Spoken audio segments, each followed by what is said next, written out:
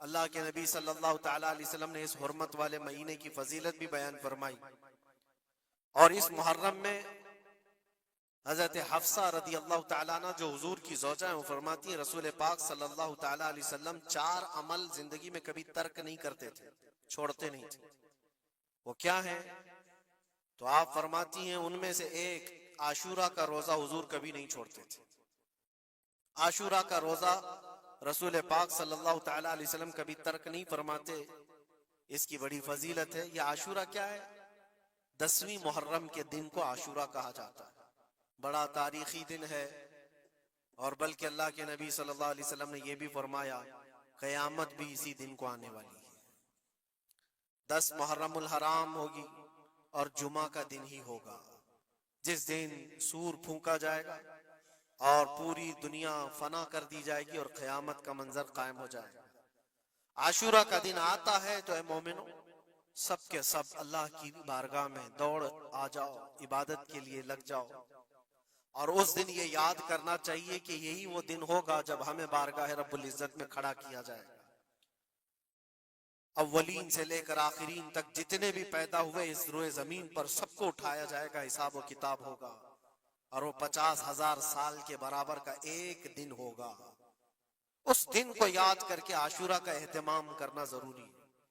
عاشورہ میں تو ویسی یادگاریں بہت ہیں۔ آدم علیہ السلام کے متعلق ان کی توبہ اسی دن قبول ہوئی۔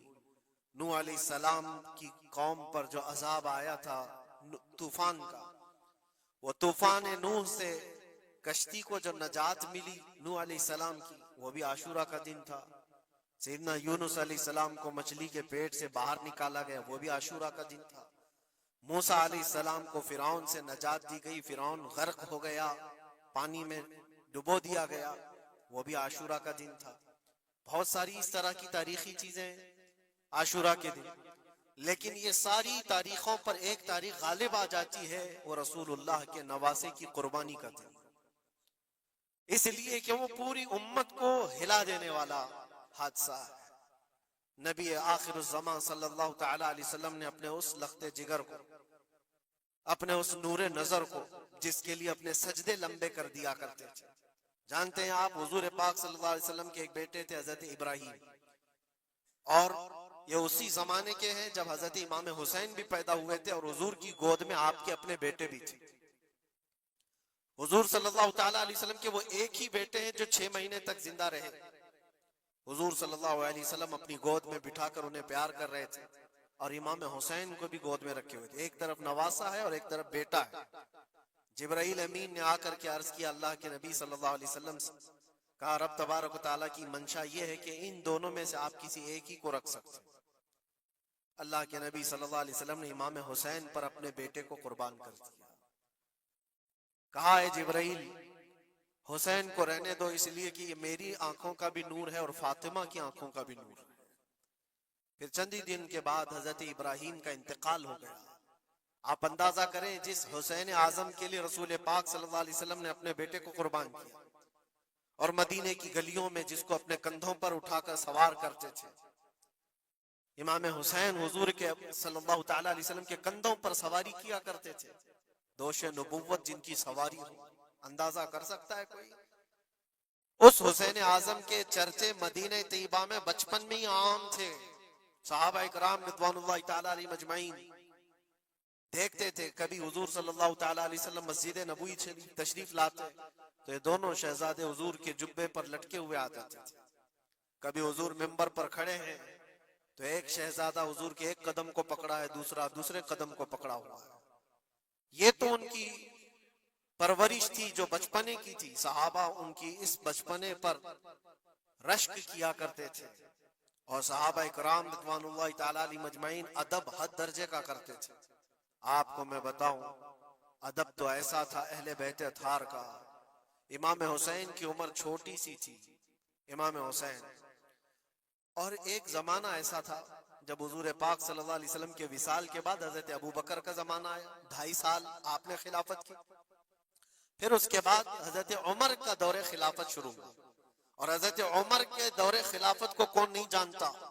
ایسے روب و دبدبے والا خلیفہ کہ لوگ ان کی ہیبت سے کانپتے تھے، قیصر و کسریٰ کانپ رہے ہوتے تھے، بڑی بڑی فوجیں تھراتی تھی اس نام سے، حضرت عمر کے نام سے۔ ان کے دور خلافت میں ایک بار ایسا ہوا تھا کہ حضرت عمر کے بیٹے ہیں عبداللہ، اور ان کا اور حضرت امام حسین کا بچپن میں کچھ جھگڑا ہو گیا، چھوٹی عمر تھی، امام حسین کی بھی عمر چھوٹی تھی، عبداللہ کی عمر بھی چھوٹی تھی، دونوں تکرار کرتے رہے، کچھ نہ کچھ بات چیت ہوئی ہوگی۔ تو حضرت حسین نے حضرت عبداللہ کو غصے میں یوں کہا، تو کیا مجھ سے بحث کرتا ہے؟ تیرا باپ تو میرے نانا کا غلام تھا، خلیفہ وقت ہیں وہ، اور ان کو اس طرح سے کہا تیرا باپ آج جو خلیفہ ہے وہ میرے نانا کا غلام تھا۔ حضرت عبداللہ کو یہ بات لگی، کہا میں یہ شکایت امیر المومنین سے کروں گا۔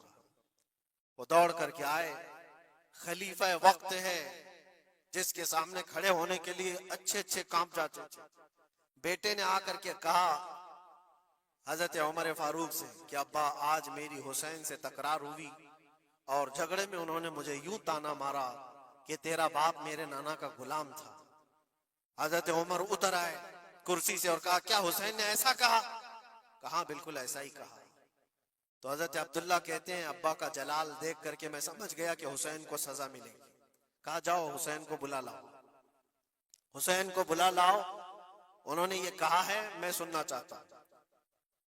حضرت عبداللہ دوڑے ہوئے گئے، چند اور لوگ بھی ساتھ میں آ گئے کہ حسین کی پیشی ہو گئی ہے خلیفہ وقت کے دربار میں، امیر المومنین عمر ابن خطاب نے طلب کیا ہے۔ حضرت حسین آئے اور وہ شہزادے کے اندر جو رعب و دبدبہ ہے، جلال ہے، جمال ہے، وہ بچپنے سے قائم ہے۔ رسول اللہ صلی اللہ علیہ وسلم کا لعاب پاک جس نے پیا، خلیفہ وقت کے سامنے آ کر کھڑے ہوئے۔ حضرت عمر نے پوچھا حسین میرے بیٹے کو کیا آپ نے ایسا کہا ہے کہ تیرا باپ میرے نانا کا غلام تھا؟ حضرت حسین نے کہا ہاں میں نے کہا ہے۔ ڈر کس بات کا، خوف کس بات کا؟ جو کہا ہے وہ کہہ رہا ہوں، ہاں میں نے کہا۔ حضرت عمر نے کہا کیسے کہے بتاؤ، کس طرح سے تم نے کہا تھا، بول کے بتاؤ۔ حضرت حسین نے کہا میں نے عبداللہ سے یہ کہا تیرا باپ میرے نانا کا غلام تھا۔ حضرت عمر نے کہا اور ایک بار بولو۔ حضرت حسین نے پھر کہا عبداللہ تیرا باپ میرے نانا کا غلام تھا۔ حضرت عمر نے کہا اور ایک بار بولو۔ 3 بار بولنے کے بعد ان کے دونوں بازو پکڑ کر کے گھٹنے زمین پر ٹیک دیا۔ حضرت امیر المومنین کہتے ہیں میری بخشش کے لیے تمہارے جملے ہی کافی ہو گئے، آپ نے جو مجھے سند دی ہے اے حسین بس یہ جملہ کل قیامت کے دن بھی کہہ دینا، جب میرا حساب ہو رہا ہو تو اتنا کہہ دینا عبداللہ کا باپ عمر میرے نانا کا غلام تھا۔